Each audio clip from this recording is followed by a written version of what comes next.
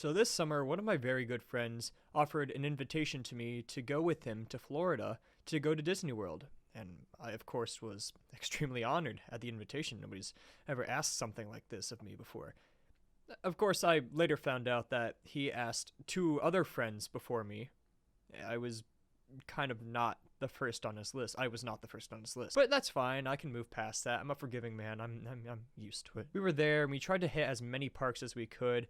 Star Wars, Epcot, Magic Kingdom. We even went to the new Toy Story Land, which I honestly didn't even know existed. It was really cool going there because it's like, oh, you're a toy. You're very small. And then you got the light posts are like, straws, and then you got trash cans that's made out of Legos, or supposed to look like Legos. That was really cool to see. While I was there, in one of the lines, going on that, I forget the dog rides where the slinky rides, like wow, wow, wow. I was there in the line, and I began to think, maybe it was the wait, maybe it was me having a heat stroke, maybe a combination of the two. I began to think about Toy Story. Granted, I'm not that big of a Toy Story fan. I really never was. It wasn't really big in our family. We love Disney, we love Pixar, but not Toy Story. The only ones that I could remember were the third and the fourth, and I began to think about those two because I saw the fourth one fairly recently, maybe like a year ago, and that's when I started to notice the signs.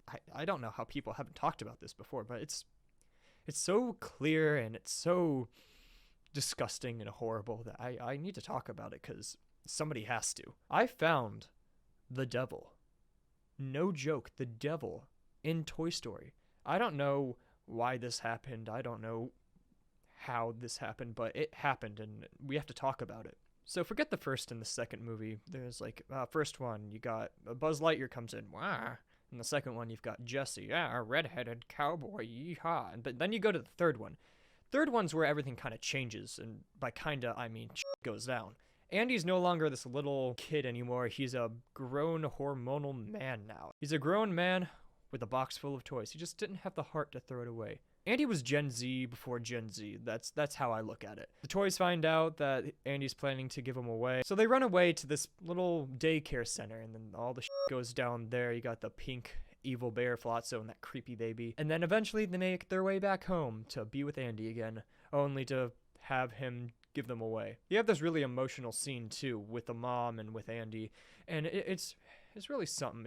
It's that part wasn't for the kids. That was for the parents. And being in my second week at college, my freshman year, that thinking back at that scene really makes me feel something.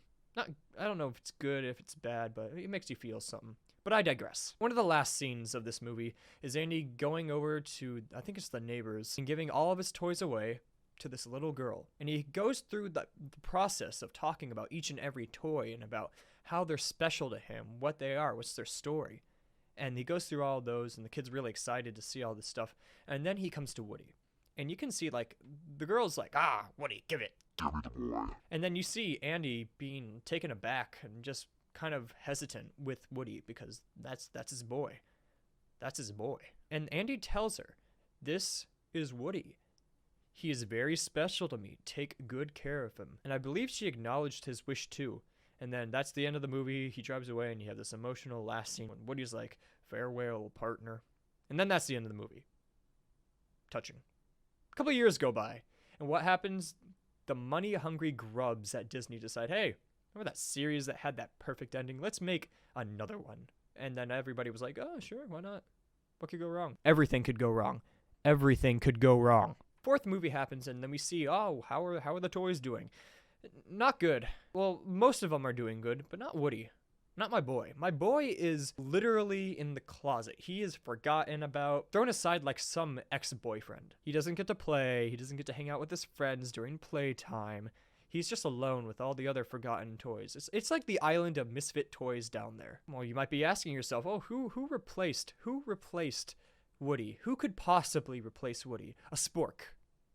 A f***ing spork could replace Woody because this This dumb broad decided, hey, I'm gonna create a life now. That's some Satanist shit right there. These were warning signs that the parents were obviously avoiding or not seeing, and I don't know how. If they saw these signs, they should have taken action. They gotta send her away to like a ranch or like an island or something, because bad things are gonna happen. She's a liability. Soon you're doing your own thing, and then the toaster comes to life and tries to kill you while you're taking a shower. The story progresses, and what happens to Woody near the end of everything? What happens to our boy? Our boy isn't taken away to a family that deserves him more, not given to somebody who will treat him with the respect that my boy deserves. No.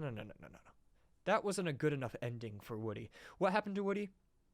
He became a lost toy at an amusement park. After everything that he went through, he served the House of Andy faithfully for many, many years. And then this decides, you know what? You served your purpose. It's time for you to go. And I was taken aback by the evil that this child secreted from her voice. Her eyes were just nothing but the void. One of the main toys, I would argue the main toy, gone. Reduced to atoms. And that's how the story ends. Spork is the new Woody. And Woody is the new Spork. And to be honest, that movie was just kind of a mess. Keel and Peele were the only really redeeming things in that movie, because they were funny. Because they had that whole sequence where they talk about, I'm gonna murder this old lady. How are we gonna do it? Which again is some Satanist shit right there. Another warning sign, not from the little girl this time, but from Disney and Disney's intention. The world is watching. But talking about Disney, this is kind of an issue that Disney has had for a while now. Disney's just kind of fallen off. They haven't been making any good movies. The only redeeming thing about Disney so far is Jon Favreau. Jon Favreau is the only thing that is keeping Disney up and standing, because anything that they try to create that's new is horrible. It's disgusting. The only reason they're still in business is because of the parks and the old shit that we love. And most of that stuff was Pixar carrying them across the finish line. Disney has a problem with reboots. They tried to reboot The Lion King. They tried to reboot, what's it called? What's the name? What's it called? Will Smith. Genie. Aladdin. They tried to reboot Aladdin. I don't know. I didn't know the name of that movie. That was kind of embarrassing. They tried to do a live action. Lion King and Aladdin. The stories that we already know. And it's the exact same, but live action. And it's like, what's the point? And they suffered. They suffered in the box office, and rightfully so. And I guess they decided to try to do the same thing with Toy Story, thinking that it'd be different this time. And I get it. This isn't like doing the same episode over again. This was something new-ish. And to make matters worse, you think Disney would learn by now? No. They are making another Toy Story after that. And I hope this is to retcon the fourth movie and bring my boy Woody back. If not, then we got a problem. We need our boy Woody back. Woody is carrying Toy Story. You can't have Toy Story without Woody. And it better not be with that Satanist. We cannot have her in this series. She is the cause of all pain and suffering in that movie and in the world at large. You gotta let go. You gotta get rid of her. I would be willing to bite the bullet to take out the devil, no matter what form he or she takes. This is something that I've been thinking about for a long time.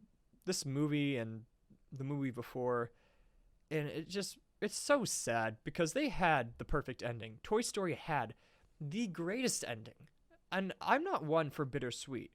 I don't like bittersweet. I like the big, euphoric, happy endings. I'm one of those people that don't like it when a series ends. And I get people who be like, oh, don't be sad that it's over.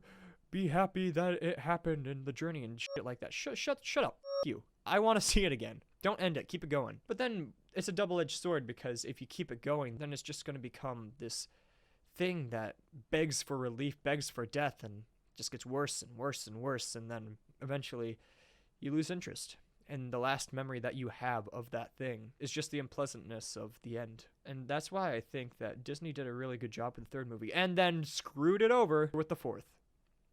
It's disgusting. This is what I want the people to know. I want the people to know just how evil the devil is. And the devil is a little girl. Now you know the truth. This is information that is vital for you to know and for you to pass along.